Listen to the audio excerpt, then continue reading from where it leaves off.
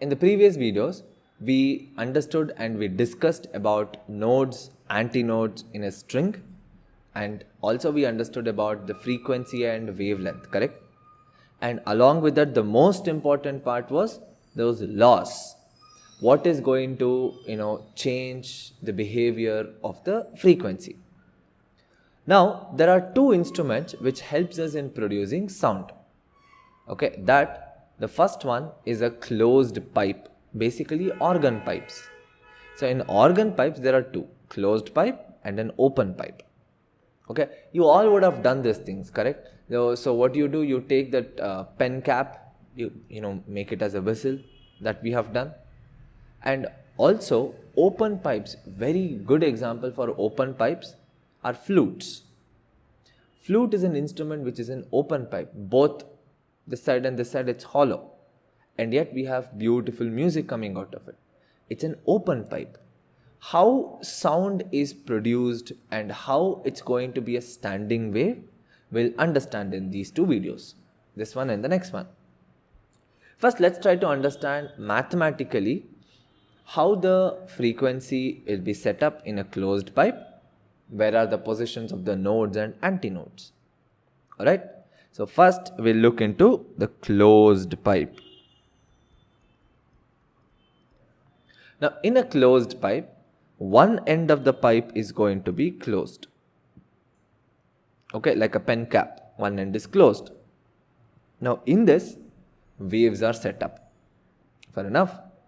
Now in this one, what we can do, see here, we have the displacement S of x comma t is equal to minus of 2r cos omega t into sin kx. Remember, this is the one what we had done in the last video. In a closed pipe, what we are going to have is one end, it's going to be always node, another end is always going to be an antinode. That is, see, we have the closed pipe here, whatever you're looking here, so there is a closed pipe.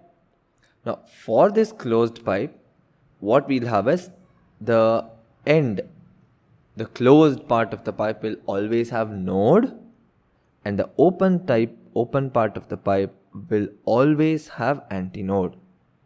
This is always the case for a closed pipe. Okay, so using this, what we can do now is that, see, the total length of the pipe is L, correct? We'll start with x is equal to 0 again. So in the first case, you have closed end. So in the closed end, x is equal to 0.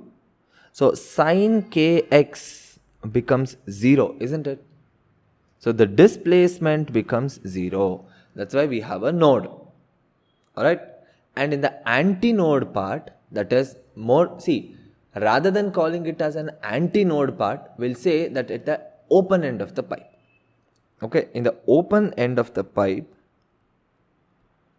so you have x is equal to L, correct?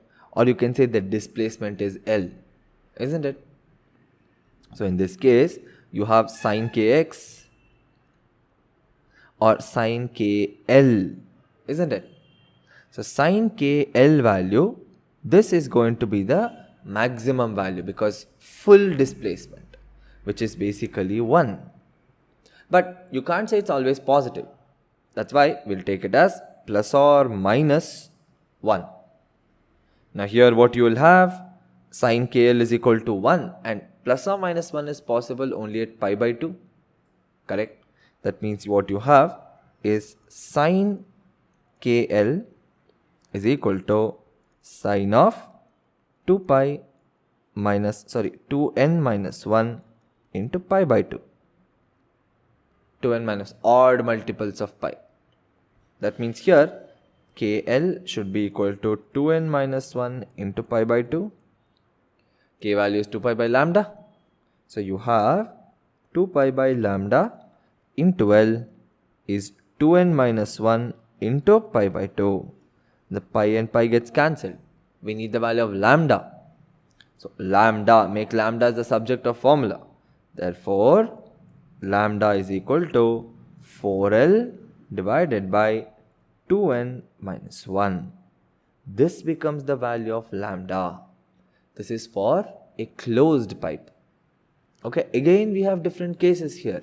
The first harmonic, second harmonic, overtones and everything, just like what we did for strings. Let's try to understand what is the position and how the first harmonic or the fundamental frequency is going to be. The fundamental frequency, or we also call this as the first normal mode of vibration. Okay, this first normal mode of vibration is basically the fundamental node, the first harmonic. Let's say we'll call this as lambda 1. Lambda 1 is the wavelength.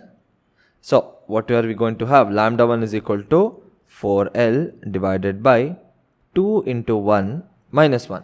2n minus 1, right? 4L divided by 1 or just 4L. So, if lambda 1 is equal to 4L, then L value becomes lambda 1 divided by 4, isn't it? Or in other words, suppose if you need the frequency, because fundamental frequency, right? Again, V is equal to F into lambda formula. Now you have V is equal to F1 into lambda 1, or in this case, you have F1 is equal to V divided by lambda 1. Or we get F1 is equal to V divided by 4L. This is the frequency. Now, if you have to draw this over the, as a diagram, then see, if this becomes the pipe, this is lambda by 4. That means when you have that one lambda, in the sense, see, this basically is one wavelength, correct? Divide this into 4 parts. When you divide this into 4 parts, this is 1/4, 1/4, this is 1/4. That means what we are looking at is only this part, the first 1/4 of the part, correct? That means in this case, this is the node N. So first wave, it's going to come like this. The second wave is going to be like this. And in between, this becomes the antinode. This is how we are going to get for the first one. Alright, so this is what we call as the first normal mode of vibration, and the frequency what you have here, this is called as the fundamental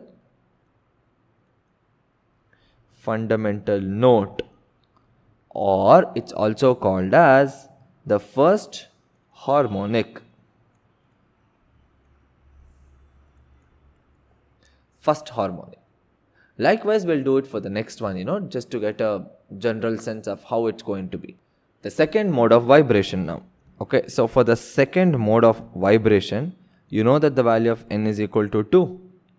So we are going to get lambda 2 is equal to 4L divided by 2N. 2 into 2 is 4. 4 minus 1. So 4L divided by 3. Or L is equal to 3 lambda 2 divided by 4. Correct? But when you do the same thing for the frequency, you will get F2 is equal to 3 times of F1. You guys can do the math. It's not very hard. Okay? See, frequency becomes 3 times the original one. Isn't it? That means what we say is that this frequency, the second when N is equal to 2.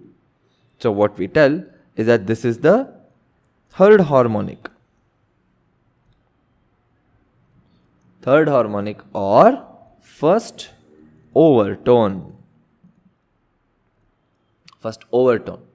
And suppose if we have to draw this over a closed and open pipe, closed pipe interval. So in the closed pipe, so here you are going to have a node. And in this case, so this is going to be 1. This is going to be the other part. And in the next case, you are going to have one like this, one more like this. Node, node, and here you are going to have one antinode, one more antinode. So this is how it's going to be. Okay, now what I want you to understand is that the second mode of normal vibration is going to be the third harmonic, third frequency, and the first overtone. Okay, don't get confused. Clearly understand, in a closed pipe, the second mode of normal vibration becomes the third harmonic, that is 3 times the fundamental frequency. That's why it's third harmonic and first overtone. Understood? So in general, if you have to talk about this, then we can say that Fn, the nth frequency, this is going to be 2n minus 1 into V divided by 4L, or 2n minus 1 into F1. Understood? And since this is the harmonic, then we can say that when you have 2n minus 1th harmonic, then you will have 2n minus 3rd overtone. This is how it's going to be. Okay, now position of nodes and antinodes. So position of the nodes, first we'll do it for the nodes, then we'll do for antinodes.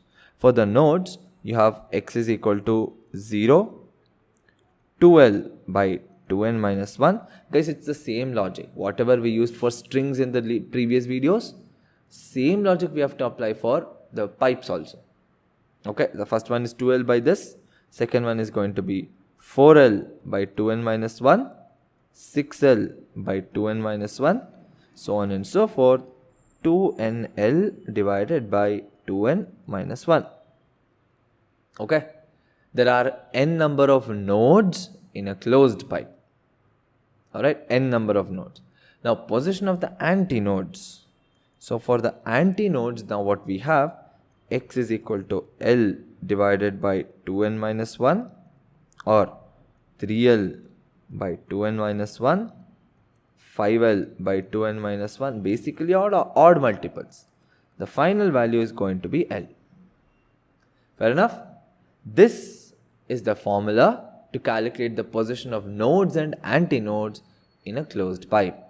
And understand the relation between the harmonic, overtone, and which mode of normal vibration. Okay, based on that, you have the closed pipe derivation. In the next video, we'll do for open pipe.